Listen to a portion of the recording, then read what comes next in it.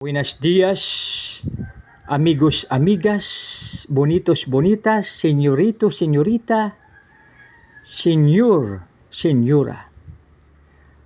Día Sabado, September 23, 2023.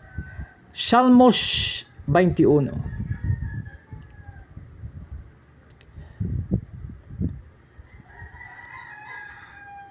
El rey se alegra en tu poder, oh Jehová, y en tu salvación como si gasa.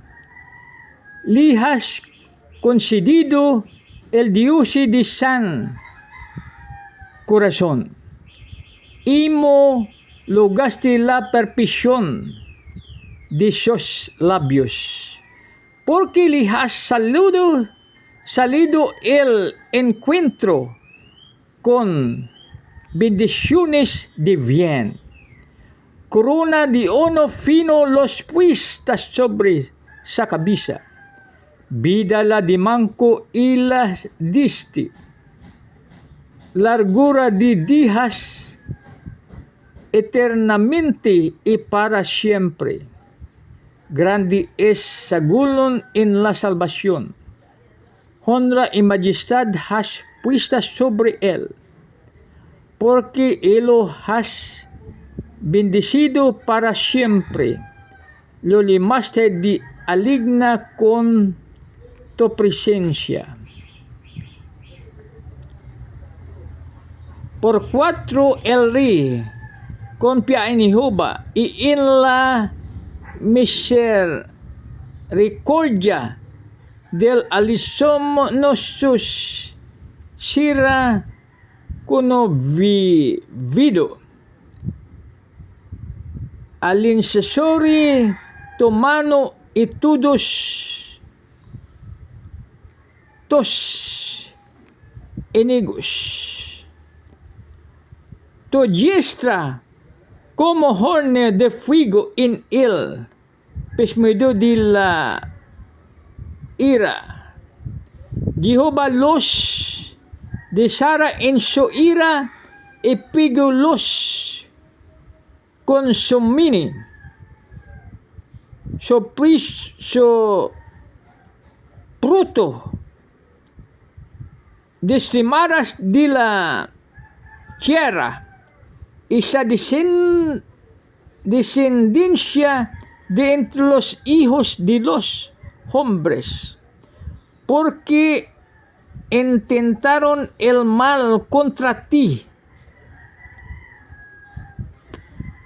pragaron mga naciones, mas no prevalecerin, pueste los pumbras en fuga, en les huertas dispondrás llenas contra sus nostros. Engrandecite Jehová en tu poder. Cantaremos y alabaremos tu poderío. Versión de Pilipino. Sa punong mga awit ni David. Ang hari ay nagagalak, o Panginoon, sa iyong kalakasan.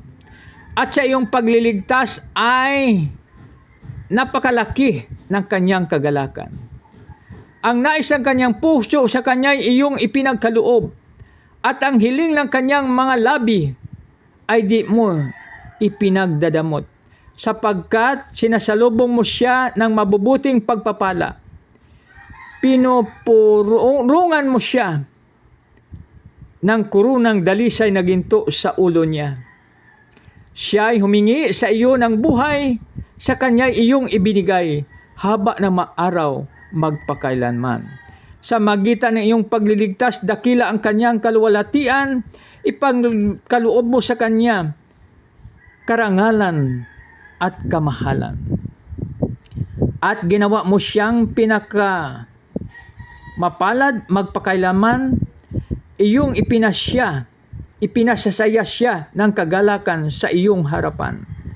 Sapagkat ang hari ay nagtiwala sa Panginoon at sa magitan ng tapat na pag-ibig ng kataas-taasan ay hindi siya natitinag. Matatagpuan ng iyong kamay ang lahat ng iyong makaaway.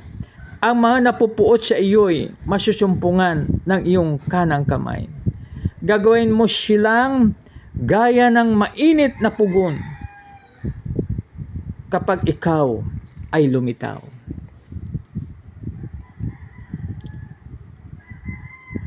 Sasakmalin sila ng Panginoon sa kanyang kagalitan at sa apoy sila'y malulusaw. Pupuksain mo ang kanilang bunga mula sa mundo at ang kanilang binhi at mula sa mga anak ng mga tao. Kapag laban sa iyo sila'y magbalak ng kasamaan. Kapag sila'y nagpakana ng masama, hindi sila magtatagumpay. Sapagkat iyong tatalikurin sila, iyong iakma sa kanilang mga muka ang iyong mga pana. Mataas ka, O Panginoon, sa iyong kalakasan, aming aawitin at pupurihin ang iyong kapangyarihan. Purihin nawa ang Diyos sa pagbasa ng kanyang salita. Tayo manalangin. Panginoon, maraming salamat po sa iyong salita. Tulungan mo po kami, Panginoon, na aming maalaala ito at aming din ang ma-share sa aming kapwa. Panginoon, gamitin mo po kami sa makapangyarihan paraan para sa iyong kalwalatian. Sa aming dakilang Ama, ang Diyos ni Abraham, Isaac at Jacob, dinadalangin po namin ito sa matamis na pangalan ng iyong anak na si Jesus na aming Panginoon at tagapagligtas. Mga kaibigan, maraming pong salamat sa inyo. Isang maganda, mapagpala, mapagbiyay at makadiyos na umaga. Merry Christmas. God bless us all.